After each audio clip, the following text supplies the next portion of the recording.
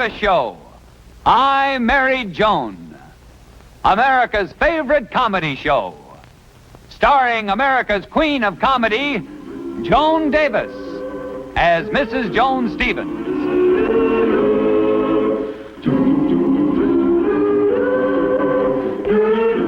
And featuring Jim Backus as Judge Bradley Stevens.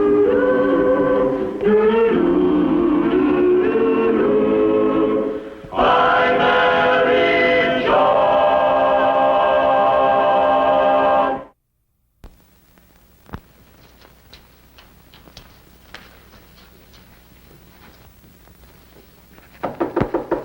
Come in.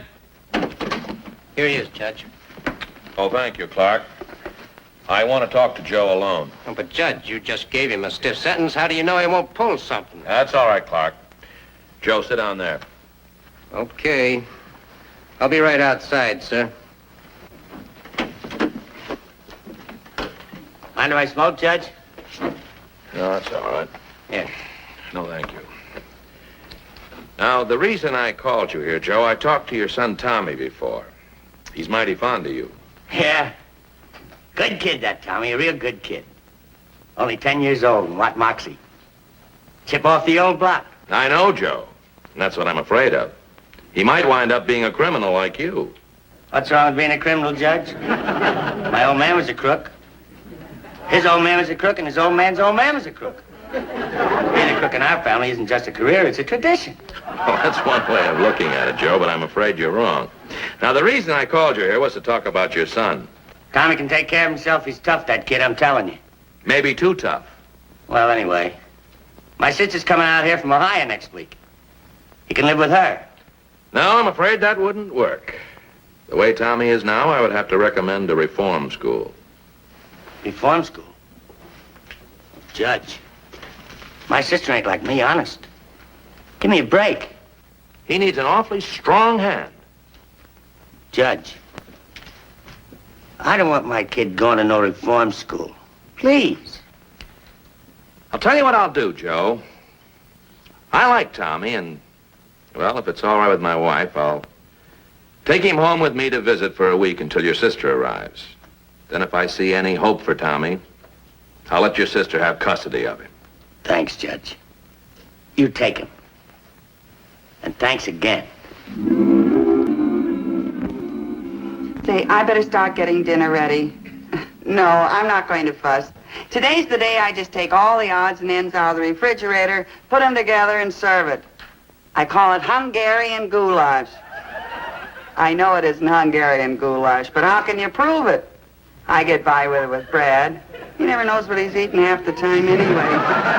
The only danger is he might like it too much, ask me to make it again, and I'm dead.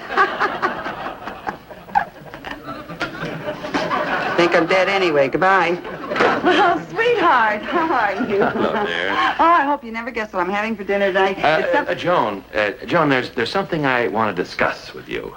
Well, what is it, Brad? Well, it's just I don't know how to break it to you. Break it. What? Well, look, let me put it this way. It seems to me that a nice home like this is, Yes? well, it would be a wonderful environment for a child. A child? Oh, Brad, darling. Yes, it would be wonderful, wouldn't it? I know I'd like coming home tomorrow and finding a kid around the place. Tomorrow? I know on such short notice it'd be tough on you. Oh, it's practically impossible. Joan, what are you talking about? A child. Maybe a little girl. No, it's a boy. You trying to do? Run this whole thing? Why can't you be like any other man and stay in the waiting room and be told? Joan! All right, you have the baby and I'll pass out the cigars. Listen, Joan, a 10-year-old boy is coming to visit us for a week. What? That's what I've been trying to tell you. You know, it's just starting to get a yen for sour pickles.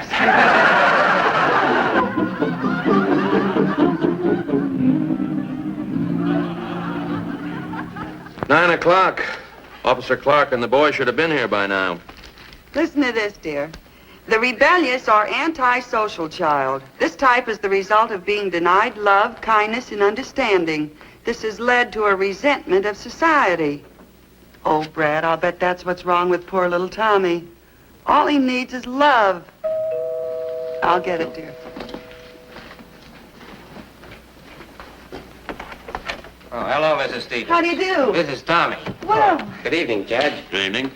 He's all yours. You know, he kicked me in the shins. Hey, you, come back here. oh, that's no way to treat a child, officer. All he needs is love, kindness, and understanding. Huh, Tommy? What's with this name? What's your manners? Okay. Well, I'll be running along now. Goodbye, Judge. Goodbye, Mrs. Stevens. Goodbye. Yes? Oh, I just wanted to remember this place as it was.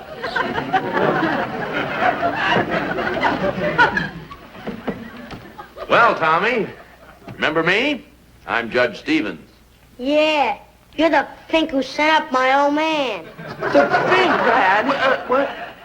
And I'm Mrs. Stevens, the Fink's wife. The Fink and I, the judge and I are awfully happy to have you here with us.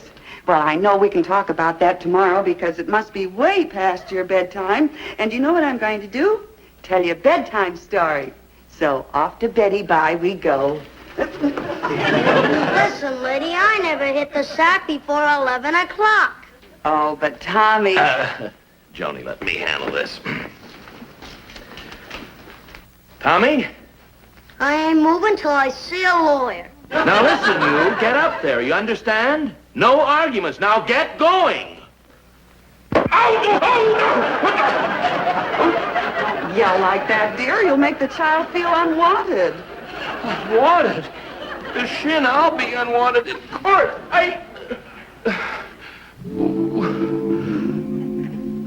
But nobody hits the hay this early. You're squares. Now, don't you worry, Tommy. I'm going to tell you a nice bedtime story about Goldilocks and the Three Bears. I think I'll go out for a smoke. I'll go with you. Okay.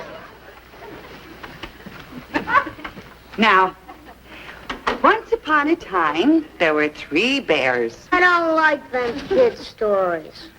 Well, what kind of stories do you like? Real stories, like my pop used to tell me. I can just imagine what they were like. All right, Tommy, I'll tell you a real story. Once upon a time, there was a beautiful doll by the name of Goldilocks. And 3 bookies, Manny, Mo, and Sam. Manny was a great big bookie. And Mo was a medium-sized bookie. And Sam was a teensy-weensy bookie. Only took 50-cent bets. Now, Sam wanted to be a great big bookie like Manny. He also had a yen for Manny's girl, Goldilocks.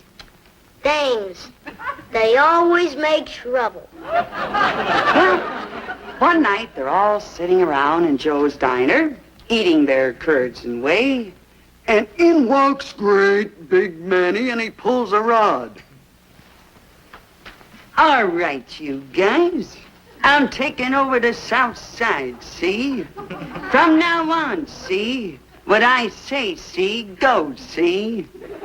Now, if there's anybody that has any objections, let's hear from him now, see?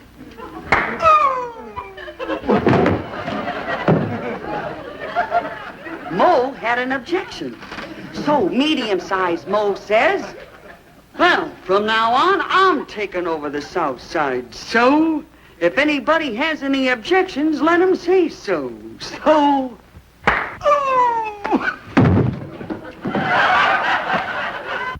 Sam had an objection.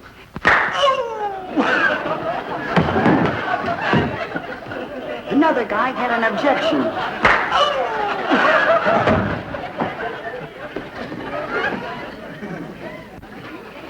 Finally, there was nobody left but Goldilocks.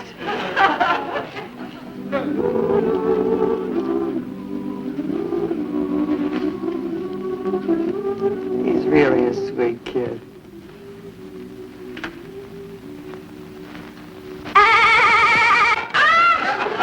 Now I'm taking over the South Side. Now, we must play all games fair. All little boys should really have a turn, and then... I know we did this. Okay, men, let's make our getaway.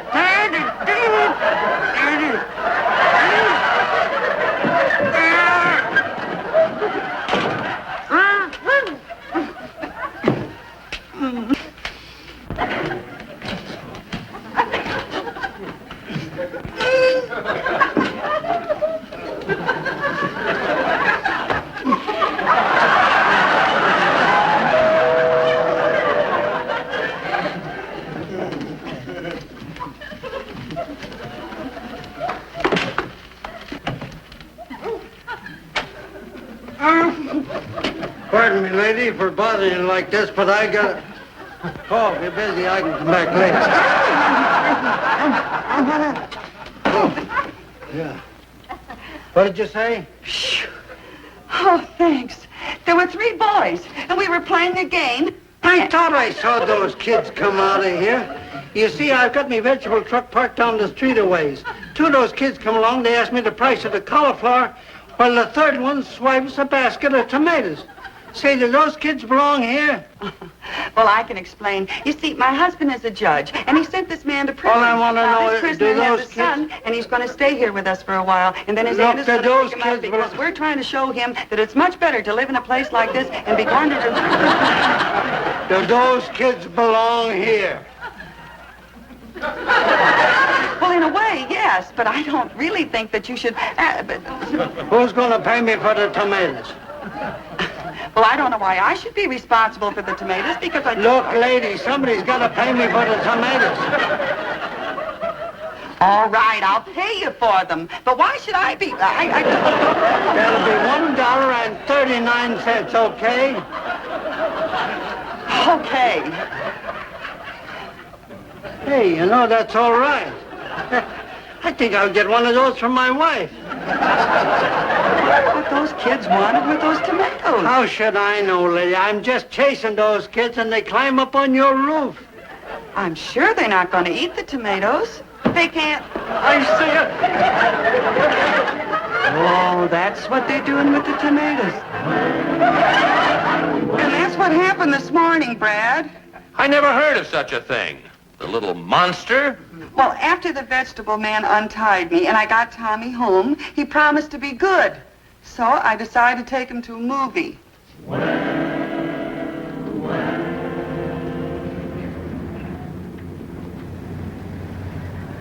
we have to wait here for? Well, the box office isn't open yet, dear. It won't be long. Oh, Mother, look at that big red truck. Oh, yes. It's just like the little one you have at home, isn't it, Bernard? Bernard! There's another truck, dear, but it's not the same color, is it? No, Mother. What color is it, precious? Gray. And what else, sweetheart? Black. My, there are a lot of trucks, aren't there? Mommy, Mommy, my lollipop, my lollipop. It's gone. Here, I'll give you the money for the movies, and you can buy the ticket all by yourself. Now, here's a whole $1. Gee. Now, hold it tight. Don't lose it. Oh, Mother, look at that big dog. That's a St. Bernard, Bernard. Why did they name the dog after me? Oh, we didn't name the dog after you. We named you after the dog. I wonder what time the box office is going to open. Mommy, Mommy, my $1, it's gone. All but a nickel's worth. Oh, Tommy! There it is, that lady took it. Now, wait a minute, You Bernard. give me that. Why, you're nothing but a common pickpocket. Me, a pickpocket? Oh, no, lady, you're mistaken. It's my little boy here. What? I never saw this day before in my life. Tommy! Please, lady, my name is Marvin, and I'm on my way to dancing school. I think we better call a policeman. Why, this is the most ridiculous thing that I ever heard of. Call a policeman. Do you know who I am? It so happens that I am the wife of Judge Bradley J. Stevens. Huh. Well, I am so. I'll prove it to you. Here, show you my driver's license. Where is it? There. There's my lollipop. You stole it, too.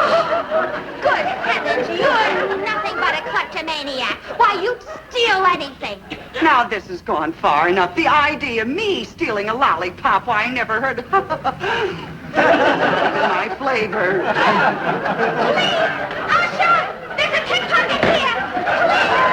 Boy, I'll sue you for slander. How dare you say anything like that? You are... Oh, shut up, Bernard! How dare you?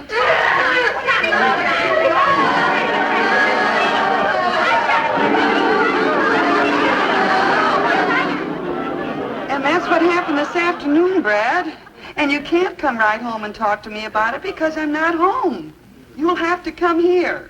I can't, Joan. I'm very busy. But there's a very good reason why you have to come here.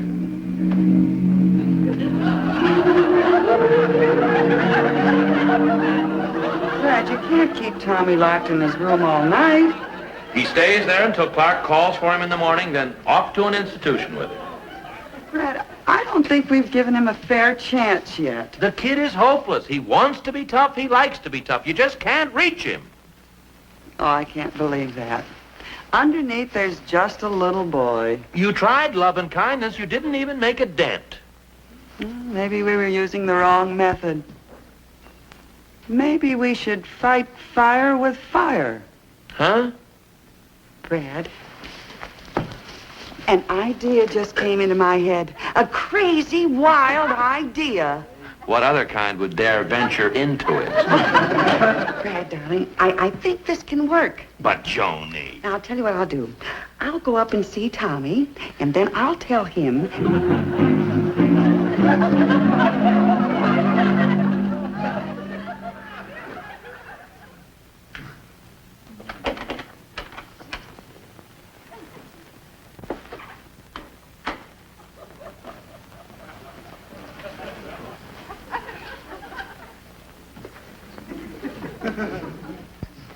Yes, you'll do. Huh? I wasn't sure that you were tough enough, but what you did today convinced me. You're the little man for the job, all right. What job, Mrs. Stevens? I'm tired of this kind of living. I'm sick of it, do you hear? Sick, sick, sick. I like your kind of living. What do you mean? A life of crime. And I've planned the perfect crime.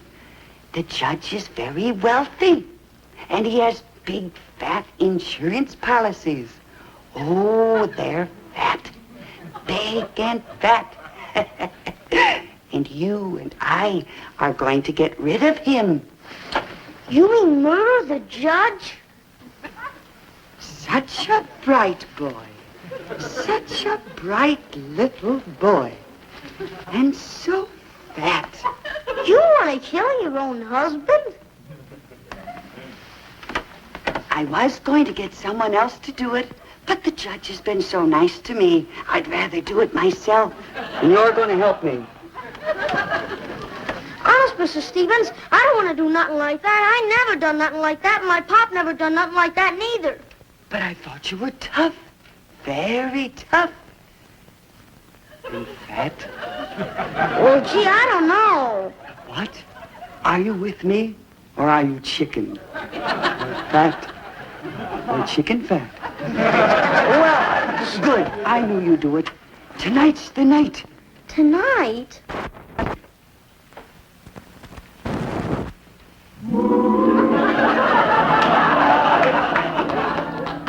Here's your milk, Angel. Oh, thank you. Yes, there's nothing like a glass of warm milk before bedtime for a good, long sleep. May run longer than he thinks.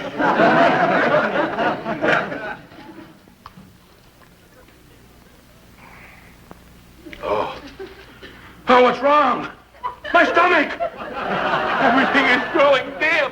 Well, you might as well know it. Tommy and I poisoned you. Didn't we, Tommy? Oh!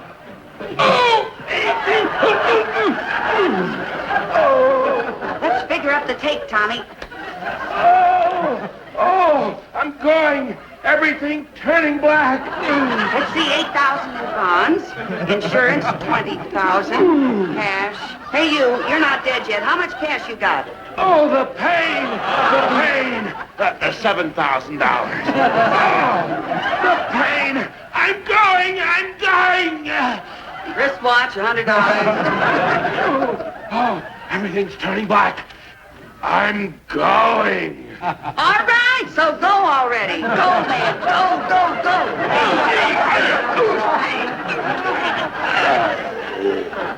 When he goes, that man is really gone. Come on, Tommy. Let's divvy up the tape. I don't want any. I thought you were tough. How could you do that to the judge? Tommy, you're crying. Well, I like the judge. He was nice to me. I thought you were nice, too, but you're not. But I thought you didn't like nice people. Well, I was starting to. Go ahead and cry, Tommy. Little boys don't have to be tough all the time. Sometimes it's good for them to cry. Tommy, dear, listen to me, honey. We didn't really kill the judge. He's only fooling. Of course we were, Tommy. Gee, you're not dead. No. We were just trying to teach you a lesson. You see, Tommy, crime does not pay. I'll say it doesn't. From now on, I'm going straight. Here's your wallet, Judge. Here's your pearls, Mrs. Stevens.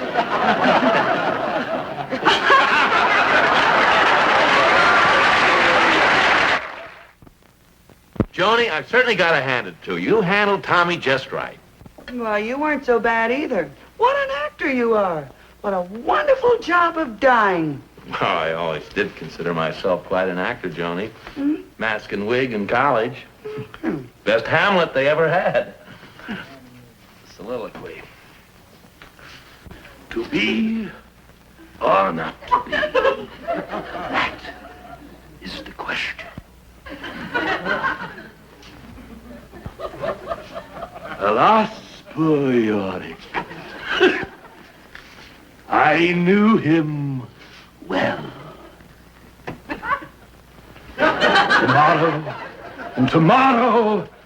Tomorrow creeps on this petty pace. Wait!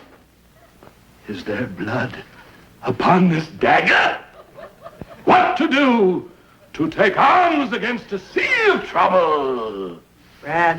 By opposing, end them. A pound of fish, I say! Shuffle off this mortal coil on me dagger! Brad. Huh? What? You're dying again.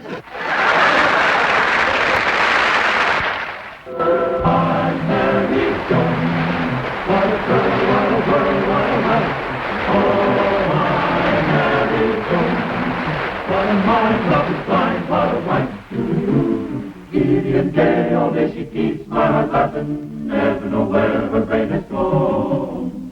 To each his own, can't deny that's why I married Joan. To each his own, can't deny that's why I married Joan.